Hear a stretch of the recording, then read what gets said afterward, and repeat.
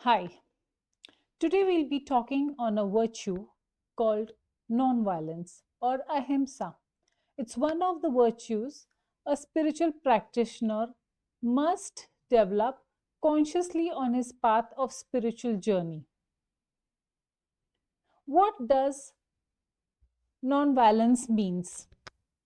Non-violence does not only mean not physically hurting someone, but real non-violence means not hurting others by our actions, words, thoughts, attitudes, selfishness, or neglect. A spiritual practitioner understands every living being is part and parcel of God. So naturally, they try not to cause unnecessary pain to others, like humans, animals, or even themselves. Non-violence or ahimsa is compassionate strength. So, what does it mean? The highest form of non-violence is helping people grow spiritually because ignorance causes suffering. Non-violence or ahimsa is compassionate strength, not weakness. So, why modern human must reflect on this virtue? Because animals they generally kill for their own survival or for protecting themselves and their younger ones or the ones that are dependent on them. But modern human being often harms animals for taste, entertainment, fashion, profit, or pleasure. This shows the misuse of higher intelligence given to the human being. Human life is actually meant for compassion, higher consciousness, self realization, and responsibility. If higher intelligence is used for cruelty, then spiritually human consciousness becomes lower than animal consciousness because animals they act by instinct whereas humans are meant to act with wisdom and proper compassion. So now I say science is without compassion. What does that mean? These days, modern society has advanced scientifically a lot, but this advancement without compassion can become super dangerous. Even food, for instance, nowadays is manipulated, chemically altered, overly processed, genetically modified, and produced with greed rather than care. When profit becomes the most important barometer in health, nature, and animals and human well being, violence increases subtly in society. Real progress means advancement in both intelligence and compassion as well. Love God. Love is creation. In simple way to understand this phrase is if someone truly loves an artist, they will respect the artist's work also. Similarly, if we love God, which we say, so we must naturally be kinder towards His creation. Cruelty and genuine spirituality cannot grow together. As one develops spiritually, compassion increases, self, selfishness decreases, and the heart becomes softer. Thus, one's spiritual advancement is seen through qualities and behaviors, not simply by external rituals. So you may ask, how is this compassion developed? Compassion develops through chanting, prayers, spiritual association, hearing spiritual wisdom, and most important, chanting purifies the heart, reduces anger and harshness. And we must also understand a person may begin spiritual life with many impurities, but sincere chanting slowly transforms one's consciousness. Let's look at a practical understanding. A non-violent person controls anger, his speech is gentle, he avoids cruelty, he is more forgiving, and most of all, he uplifts people around him.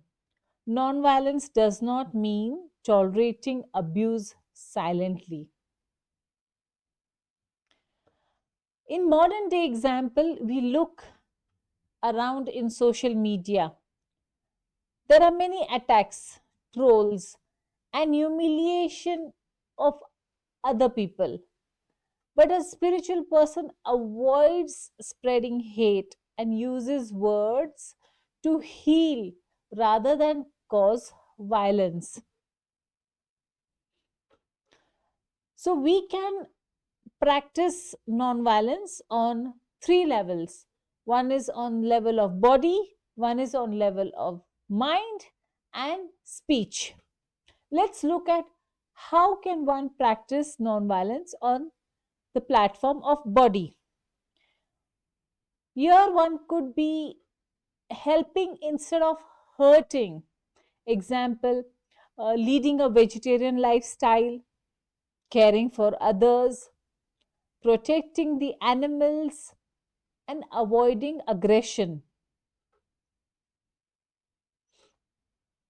Let's look at non-violence through speech.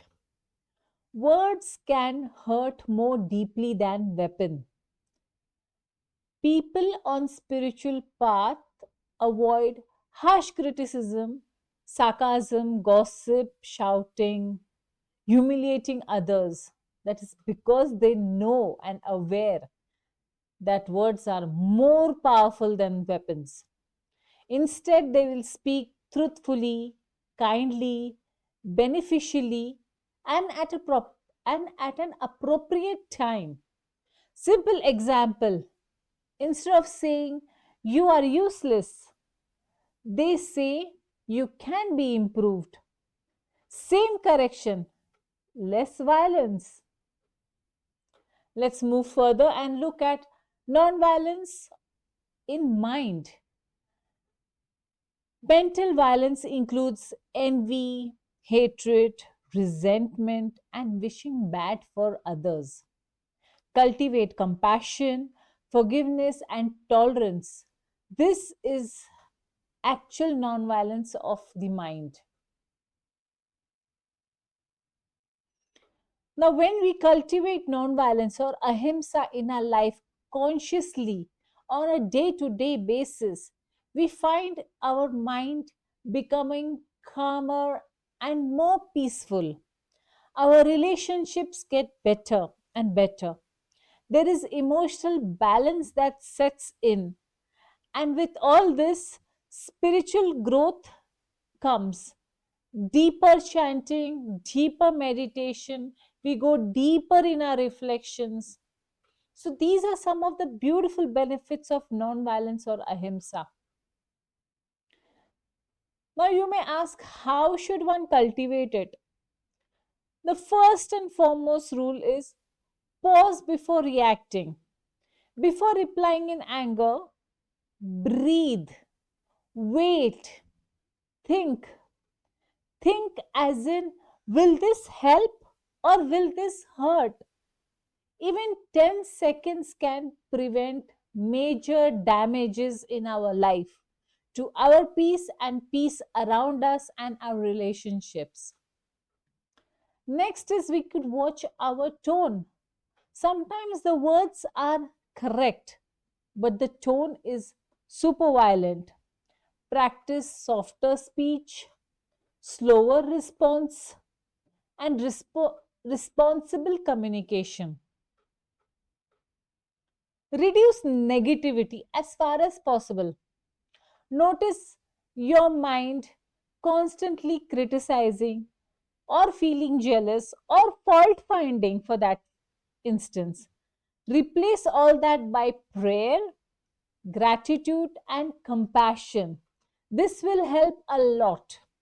Then avoid violent content. These days, we are exposed so much to social media, and it's so full of violent content. There is a saying, we are, one second. There's a saying, you are what you eat. And same thing applies in this context. What we watch affects our consciousness. So, too much aggression, hateful content, constant outrage, toxic argument, all these make our mind restless and harsh and lean towards non-violence. Next, practice daily compassion. Like this should not be once in a blue moon scenario. It should be practiced daily. Small acts matter, like an act of feeding someone, listening patiently, encouraging others, forgiving people's mistakes, helping animals, being considerate. All these are small daily acts of compassion. Last but not the least, chanting sincerely. Sincerely practicing our spiritual path or journey daily. A peaceful heart develops spiritual purification. Good association strongly affects our behavior. The more one is sincere in his chanting and spiritual practice, the more naturally one turns towards kindness, and non-violence awakens within his heart quite naturally. Important balance to be noted. Non-violence does not mean becoming weak or allowing injustice. Krishna himself spoke in Bhagavad Gita, on the battlefield, a devotee may protect others, establish boundaries, correct wrong behavior, act firmly when needed, but without hatred and cruelty. That is the higher form of non-violence or ahimsa. Now, let me summarize this for you. Non-violence or ahimsa means living in such a way that others feel less fear, less pain, and more peace because of our presence. Thank you for being with me till the end, and I shall see you soonest.